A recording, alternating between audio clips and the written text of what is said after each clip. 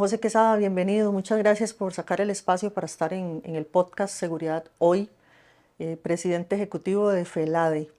Me parece muy importante lo que están haciendo. Desde ayer que estoy escuchando cada una de las ponencias, todos los ponentes, valga la redundancia, de altísimo nivel y temas que revisten tanta importancia, pero particularmente me llama mucho la atención la importancia de tener a un actor como la Universidad para la Paz de Naciones Unidas. Entonces me gustaría que nos cuentes y a la audiencia del podcast, ¿de dónde nace esta idea? ¿Desde hace cuánto? ¿Y por qué es tan importante que exista un foro mundial de cumplimiento? Hemos venido hablando de cumplimiento aproximadamente desde el año 98, que en Costa Rica empieza una regulación. Yo fui oficial de cumplimiento y en ese momento no teníamos o teníamos muy poco entrenamiento o casi nulo. A partir de 2004 la regulación empieza a ser mucho más exigente y de hecho mucho más profesionalizada. Sin embargo, todavía seguía existiendo un espacio donde nosotros pues interactuábamos, pero no teníamos posibilidad, digamos, de formarnos en estas áreas tan complejas.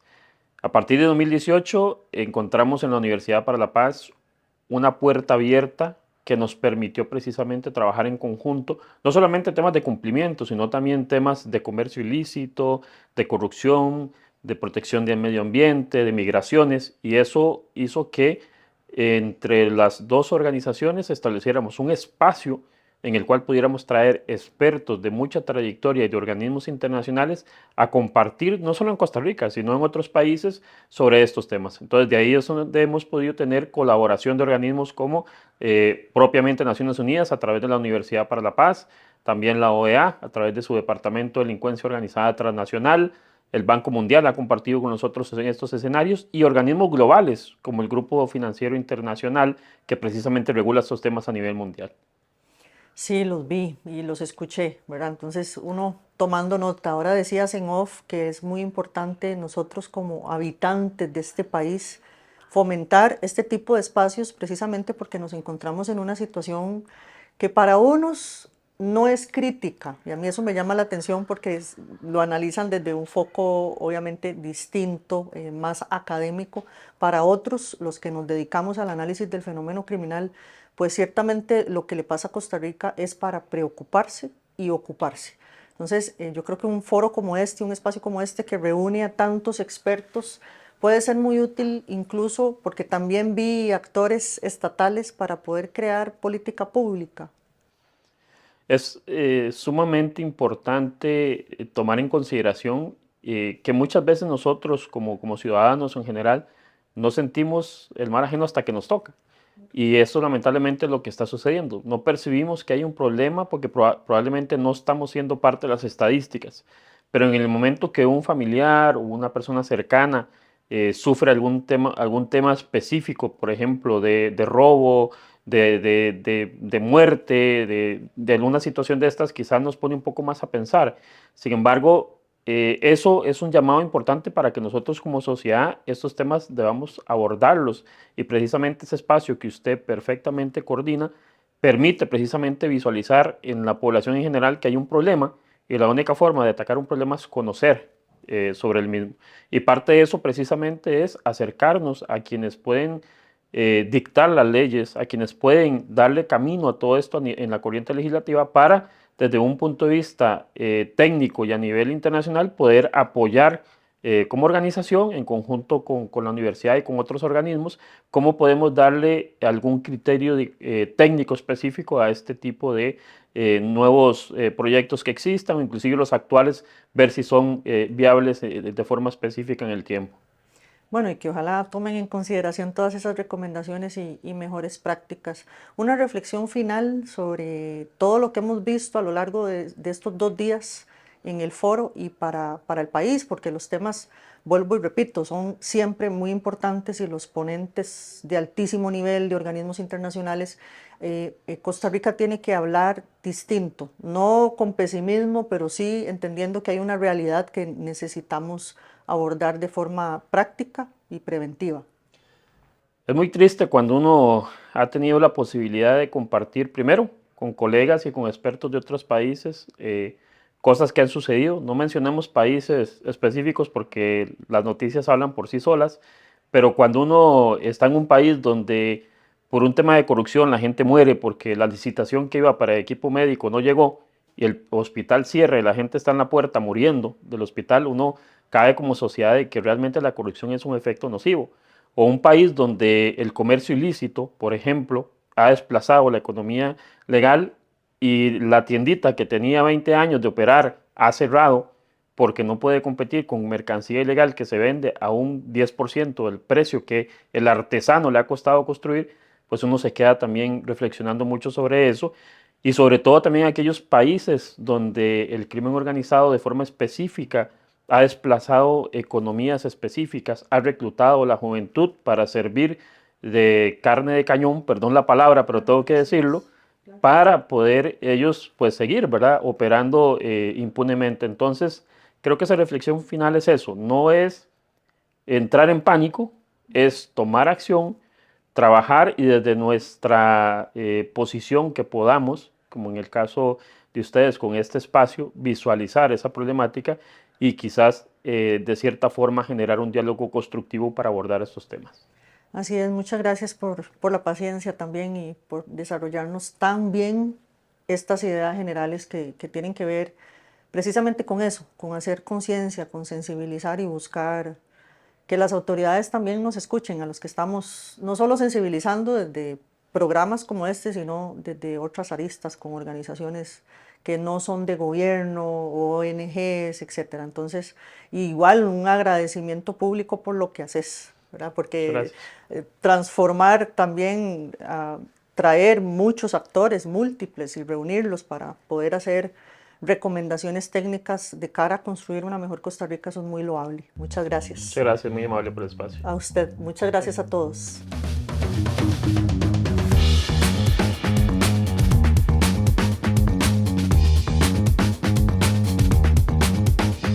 Bienvenido Juan Carlos Sainz, vicerrector de la Universidad Paz en Costa Rica. Muchas gracias por sacar también tu espacio para que puedas contarle a la gente un tema que también es muy importante y que tiene que ver con la participación de la Universidad para la Paz en un foro mundial sobre cumplimiento, la relación que hay entre la academia, que además es de ámbito mundial y de alcance mundial, con un foro tan importante como este.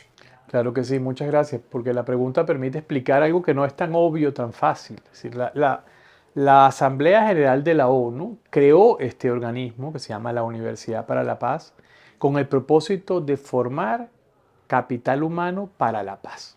¿Y cómo se trabaja en paz? ¿Cómo se forma en paz? Inicialmente pensábamos que era solo temas de derechos humanos, solo promoción de paz, pero en estos 44 años de historia de la universidad y de la evolución de la sociedad contemporánea nos hemos dado cuenta que la paz se construye virtualmente en todas partes. Y uno de los elementos claves de trabajo es luchar contra el crimen organizado.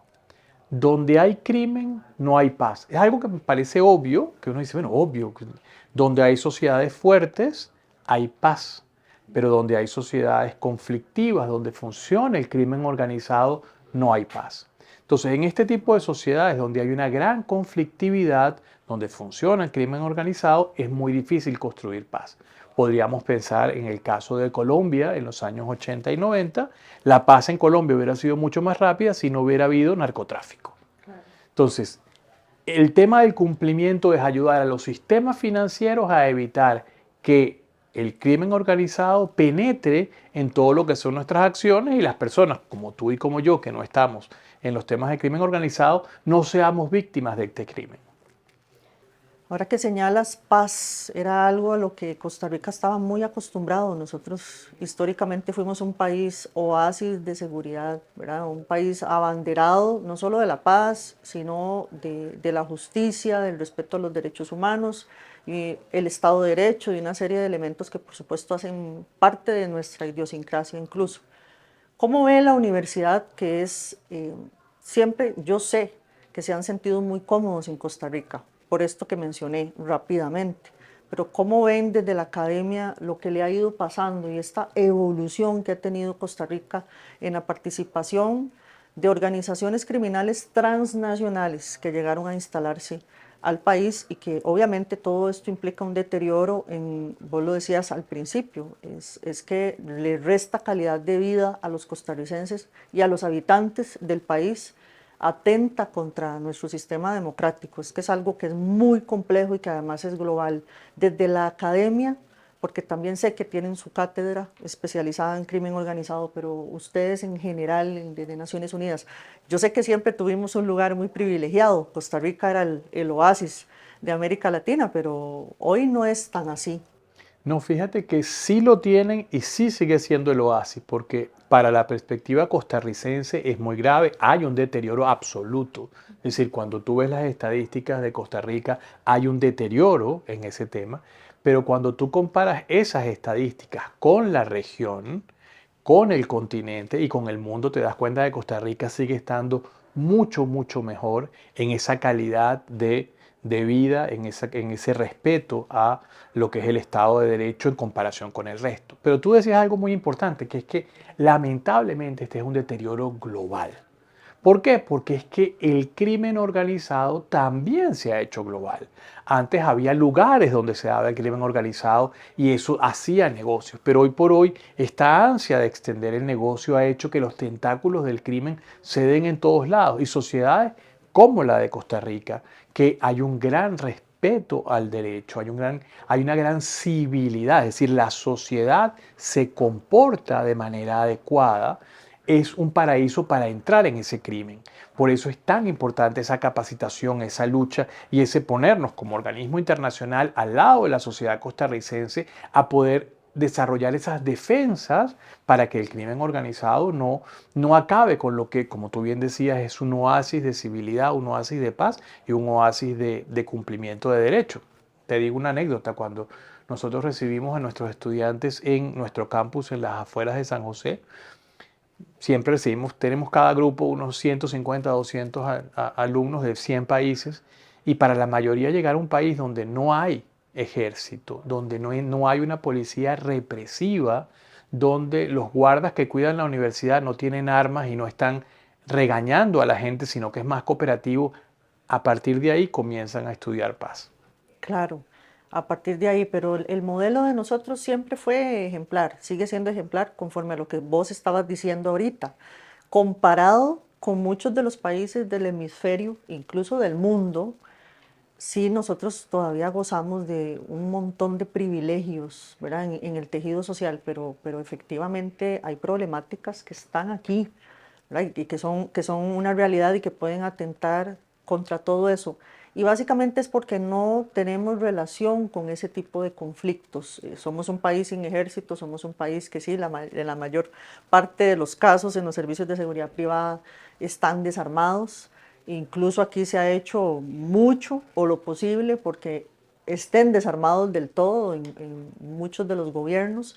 Y bueno, a mí me gusta decir que efectivamente podemos solucionar lo que nos está pasando, pero desde la academia también entiendo que trabajan para que se pueda generar a partir del estudio del fenómeno global, que se pueda trabajar política pública, trabajan con otros órganos no gubernamentales, por ejemplo. Claro que sí, trabajamos con órganos no gubernamentales y gubernamentales. Aquí, por ejemplo, en este foro como en el que estamos ahora, estamos trabajando con los reguladores financieros y con los bancos que vienen a ser entidades no gubernamentales. Pero es que no hay una solución que dure para siempre. La propia sociedad costarricense tiene que irse adaptando a estos nuevos peligros y eventos como este ayudan a ir afinando lo que va pasando, ayudan a ir afinando ese trabajo. Por supuesto, eso es en dos niveles. Hay uno técnico, como el que estamos trabajando, desde el punto de vista académico, qué hay que hacer, dónde ajustar, pero también hay un tema político.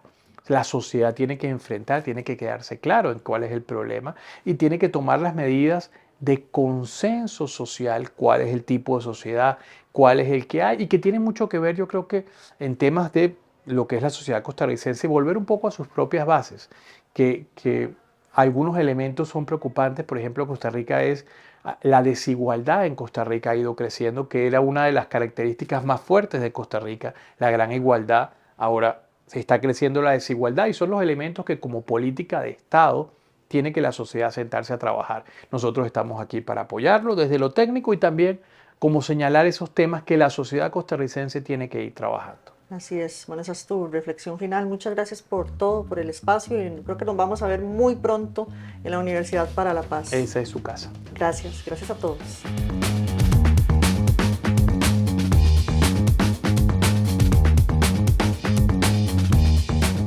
Víctor Guerra, doctor, muchas gracias por estar acá conmigo otra vez para que podamos ampliarle a la gente en el podcast temas que revisten tanta importancia. Ya hemos estado conversando sobre crimen organizado, sobre criptomonedas, sobre mercados criminales, pero me interesa muchísimo lo que estabas mencionando en tu ponencia sobre un ISO puntual que tiene que ver con prevención de corrupción, que es anticorrupción y antilavado. Y también que podamos ampliarle a la gente otra vez sobre ese gran libro, esa gran obra donde participaste sobre economías criminales con enfoques multidimensionales que son muy importantes. Bienvenido otra vez a este espacio que ya es tuyo, TMR Consulting. No, gracias Tania, al contrario, a ti y a tu equipo. Eres una voz experta y muy reconocida acá en Costa Rica, pero además quiero decir regional. A ti te escuchamos, te vemos en distintas instancias, entonces más bien yo soy el que está muy honrado y muy agradecido contigo y con todo tu equipo. Estamos en el marco del Foro Mundial de Cumplimiento y ahí me correspondió abordar el tema de la norma ISO 37001, que técnicamente es la norma antisoborno. Y lo que nosotros tratamos de explicarle a la audiencia, porque hay muchos representantes del sector bancario de Costa Rica, mucho oficial de cumplimiento, era no solo el contenido técnico de la norma 37001, sino que efectivamente entendieran la perspectiva de dónde se inserta una norma ISO en la regulación. Entonces, lo que les explicaba a la audiencia era, hay normas internacionales que de por sí tienen que cumplir los estados, los tratados internacionales, la Convención Interamericana Anticorrupción, pero luego hay agencias como la Organización Internacional de Estandarización, la ISO, que propone estándares para que las organizaciones los adopten de manera voluntaria. Entonces, esta en especial era antisoborno porque el soborno termina siendo el delito preferido dentro de la corrupción. El soborno público y privado. Es decir, a veces se enfoca mucho en la corrupción pública y no nos damos cuenta que la moneda tiene dos caras y ciertamente hay una contraparte privada que está dispuesta efectivamente a entrar en el acto de corrupción y de soborno. Y ahí está el gran desafío, porque los ISO son, y bien lo señalaste en tu ponencia, voluntarios. Y en el ámbito privado, que se justifica tanto, precisamente eso, ¿cómo se puede fomentar o crear más conciencia o una cultura de cumplimiento, de seguridad para que las empresas opten por un ISO como ese que es tan importante? Fíjate, buenísimo. Yo pienso que en el siglo XXI en el que estamos, uno de los tableros en los que tienen que moverse las empresas responsables es el tablero reputacional. Es decir, demostrarle a los accionistas, a la comunidad, a la sociedad que yo soy responsable. Pero yo soy responsable no es simplemente lo soy, sino que efectivamente he tenido un proceso de revisión a la interna. Una agencia me ha revisado y me ha ayudado a obtener la certificación ISO, que era lo que yo también les decía. No se trata solamente de meterse en la página de ISO y mirar qué hay, sino montarse en el proceso de implementar el sistema de gestión antisoborno. Obviamente va a ser un costo para la empresa, pero que yo les digo, esto no es un costo, esto es una inversión. Esto es una inversión reputacional, una inversión en lo que es tu cadena de valor y lo que son tus actividades en general. Entonces, cuando los buenos somos más, efectivamente nos montamos en el tren de la estandarización.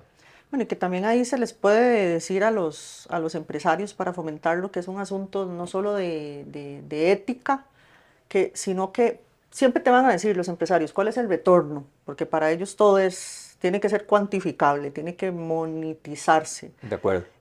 Si no es así, es muy difícil. Todavía el Estado, el sector público, implica cumplimiento de una serie de temas que además están en tratados internacionales, ¿verdad? Entonces van más allá de suscribir o no un tratado internacional, estamos bajo esa gran sombrilla, pero yo insisto en que tal vez es hacerle ver al sector privado que va a tener un retorno por cuanto si hay una protección de su cadena de suministro, de toda su cadena general de producción, pues eso se va a reflejar ahí, porque no solo van a tener un mejor concepto de ellos, o sea, entrar como por ahí, Víctor. Total, pero es que además, fíjate que cuando yo les explico por qué esto es una inversión en un costo, porque la prevención precisamente te evita y te previene un litigio, te evita y te previene una sanción. A ver, el planeta se mueve en la regulación anticorrupción, incluyendo el soborno. O sea, los americanos en los años 70 aprueban la famosa ley FCPA, que tiene un brazo largo que alcanza a negocios fuera del territorio de los Estados Unidos. Entonces, tú no te quieres ver en una investigación del Departamento de Justicia, porque eso es costo, eso sí es costo. Entonces, la inversión que tú hagas en un sistema de gestión antisoborno precisamente previene una sanción, una investigación, una condena. Condena que puede ser criminal incluso, que existe, y monetaria a la persona. Pero además, fíjate que aterrizando el tema reputacional, para estas empresas que son lo que nosotros llamamos empresas públicas porque cotizan sus acciones en las bolsas de valores, hoy día la sociedad elige dónde quiere invertir. Entonces, si tu acción que está cotizada en 115, te ves en un escándalo de este tipo, el precio de tu acción puede caer de la noche a la mañana. Y ha ocurrido, fíjate que hay casos famosos en donde se ha evidenciado, por ejemplo, trabajo infantil, trabajo forzoso, abuso, y el precio de la acción se va al piso. Y eso significa efectivamente una pérdida gigante. Desde el punto de Sanciones Claro. internacionales por contrabando, lo veíamos ayer.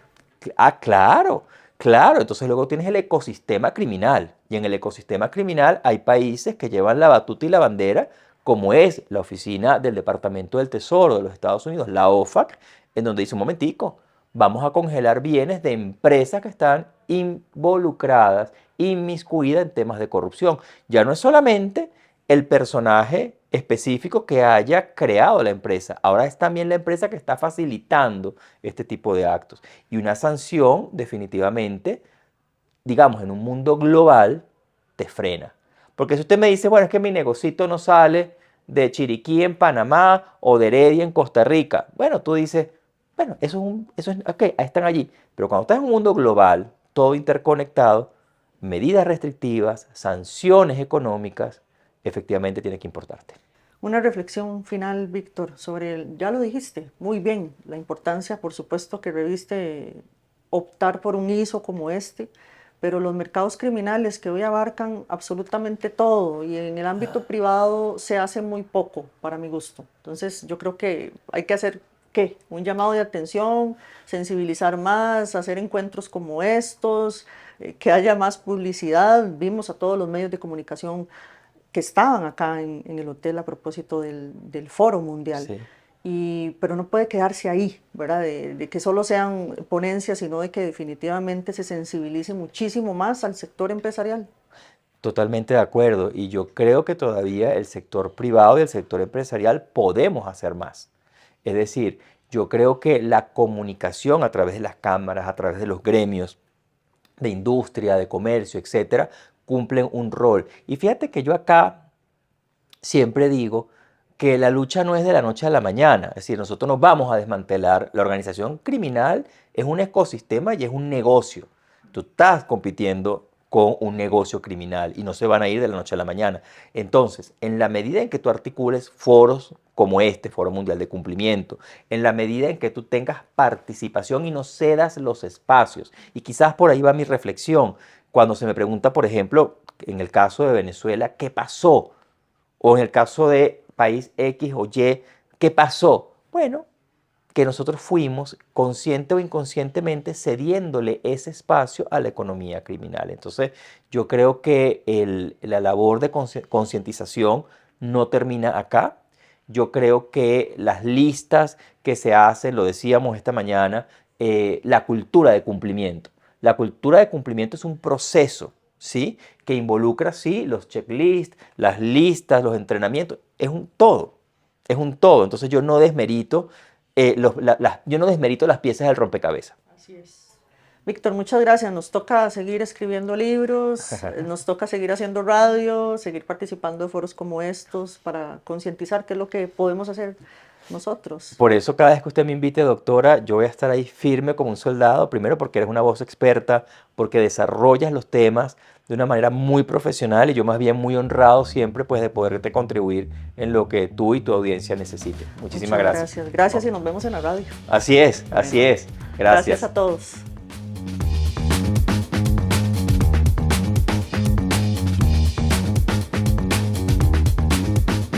Bienvenido Gastón Schulmeister, lo aprendí a decir bien, por dicha, director del Departamento contra la Delincuencia Organizada Transnacional de la OEA. Gracias por estar acá. Encantado, muchas gracias por la invitación. Gracias Gastón. Me gustaría que empecemos con una explicación que obviamente va a ser rápida por cuestiones de tiempo y el fenómeno del crimen organizado transnacional es algo que tiene que abordarse, por supuesto, con mucho tiempo y con mucho tacto además. ¿Cómo ve OEA el incremento del crimen organizado per se en un país como Costa Rica, ahora que estás de visita a propósito de este Foro Mundial de Cumplimiento? Bueno, muchas gracias. Bueno, tanto en Costa Rica como a nivel regional, el accionar del crimen organizado o delincuencia organizada transnacional, como nosotros le denominamos en función de cómo se lo concibe internacionalmente por convenciones que existen en la materia, presenta grandes desafíos a todos los estados de la región. Quiero decir, en los últimos años se ha advertido un crecimiento tanto en el portfolio de actividades que maneja el crimen organizado como en el desafío que hace a los estados en su accionar, que no lo hemos visto en muchos años, ¿no? Digo, no es el crimen organizado que conocíamos de antes. Por eso también a la vez es importante tener en cuenta que es una problemática bien compleja, que tiene distintos factores, como toda cuestión de seguridad. Y en caso como Costa Rica, es importante poder advertir cualquier signos o indicadores que llamen la atención respecto a nuevas modalidades o un incremento en la actividad que pudieran tener, independientemente de la realidad comparada. En ese sentido, esto vale para Costa Rica como para cualquier país, es importante medirse respecto a su propia historia, ¿no? Y no tanto compararse con si está mejor o peor en relación a otros estados. Sí, si está mejor o peor, porque en todo caso yo creo que eso es como muy subjetivo, ¿verdad? Hacer ese tipo de comparaciones y hay que analizar.